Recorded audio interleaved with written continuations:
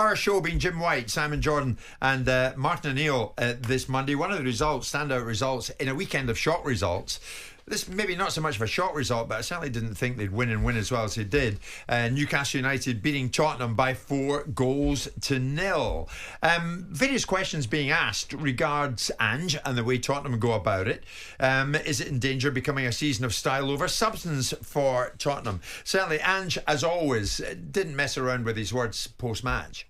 I was concerned with all of it. I don't think there was one area that cost us today. Like I said, I don't think there was any sort of part of our game that kind of reached the levels that it needs to for us to be able to play the game on our terms. So whether that's the physical aspect, whether that's the technical, the tactical, all of it, we just never really got to any sort of tempo or intensity that we needed to stop a team that's got momentum right from the start.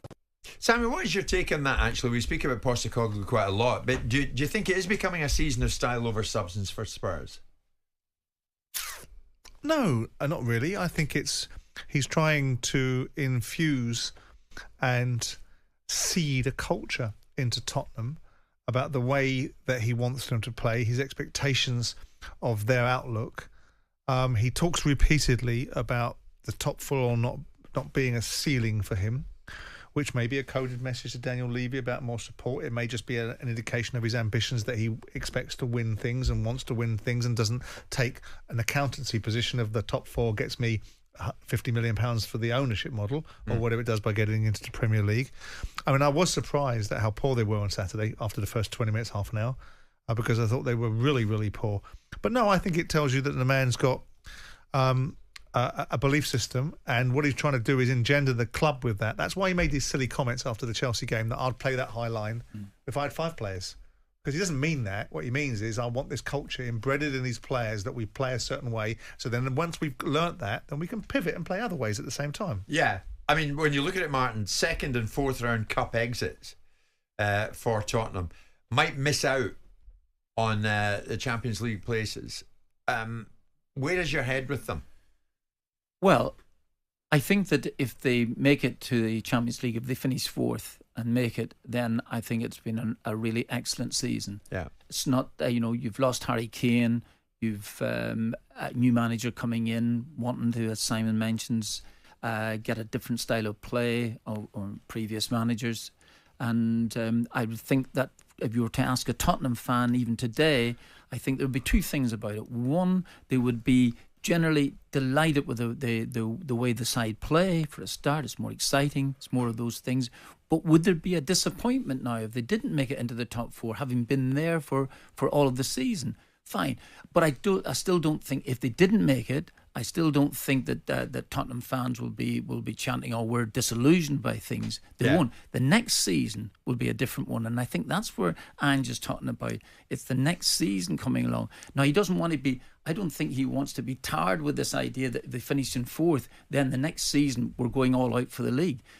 However, if I was the manager, I'd take 4th. I'd take this 4th and go with it and say, let's see what happens next season. I would definitely go. And of course, at the moment they're 5th and they're in 60 points. 60 points for Postecoglou's Tottenham after 32 games. The exact same number of points after 32 games as Antonio Conte's Tottenham. So are there comparisons there? Eric Dyer on the overlap was asked, how different is the way Ange does it compared to Conte's way of doing it?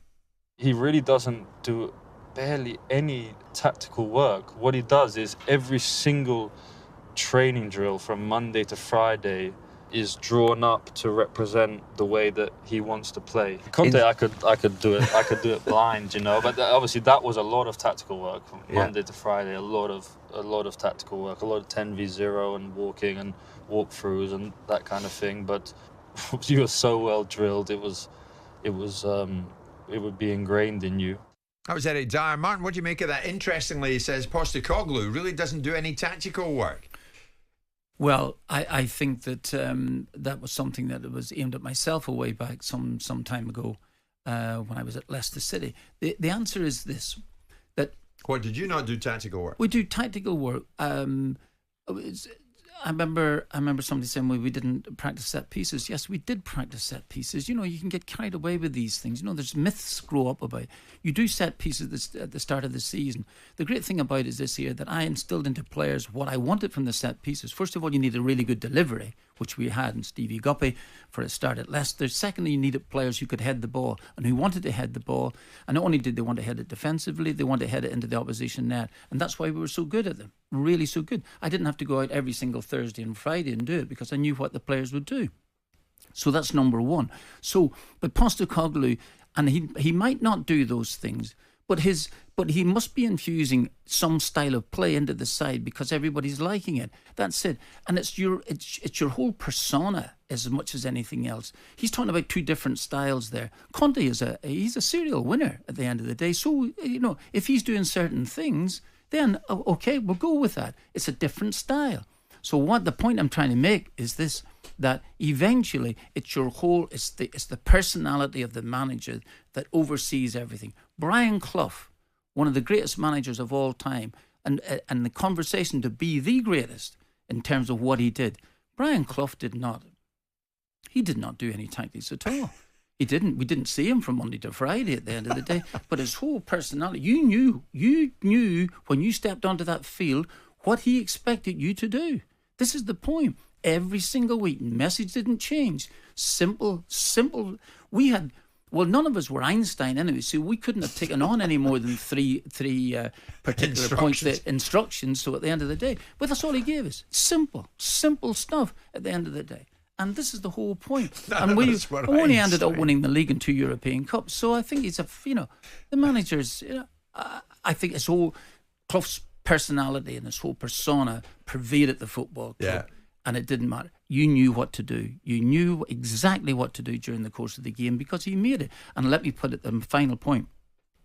His 15 minutes at half time, I could have learned more in that 15 minutes than I could have done about 25 training sessions. I've played that clip to you before when I spoke to Clough and I said, what do you think of Martin? And he said, I love Martin. But that's not. He didn't like me. He didn't. It's all right for him in the latter stages. He didn't at the time. I've always felt as if I was trying to prove him wrong rather than prove him right. But it doesn't really matter. Was I delighted to be part of a side that won all those things? Absolutely. Brilliant. Why wouldn't you be? None of us were Einstein, says Martin. None of us are Einstein, Martin. That's why we do this. Martin Neal, nothing short of fabulous. Thank you so much. As always, I shall see you tomorrow. Indeed. Mr. Jordan, at 10. It's Monday lunchtime and it's 1 o'clock. On AM, on DAB, via the talkSPORT app and on your smart speaker. talkSPORT.